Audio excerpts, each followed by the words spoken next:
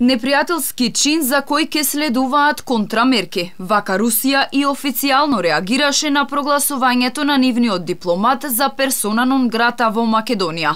По неколкудневниот молк се огласи официјална Москва, која го осуди чинот. На 14 мај беше преземен непријателски чин против руската дипломатска мисија во Македонија. Еден од дипломатите беше прогласен за персона нон грата. Остро ги осудуваме ваквите немотивирани активности кои не можат да не влијаат на односите меѓу Русија и Македонија. Следуваат контрамерки. Предречи си една недела рускиот амбасадор Сергеј Александровиќ бил повикан во македонското МНР, каде што бил известен дека дипломатот мора во рок од 7 дена да ја напушти државава. Но и покрај заканите од Москва, шефот на македонската дипломатија оптимист. Верува дека протерувањето на дипломатот кој најдоцна до утре треба да ја напушти земјава, немало да ги влоши односите. Бујар Османи дециден, никогаш немало да дозволи прогласувањето на одреден дипломат за непожелно лице, поради несоодветно однесување, да влијае на состојбата во дипломатско-конзуларните представништва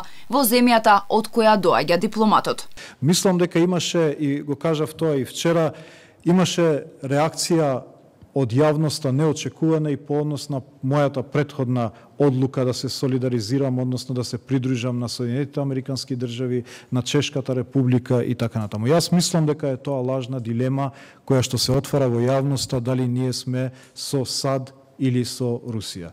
Таа одлука државата има донесено уште од независноста. Ова не е прв пат Македонија да прогласи одреден дипломат за непожелна личност. Земјава презеде вакви мерки и во 2018 година, веднаш по скандалот со труењето на Сергеј Скрипал во Велика Британија.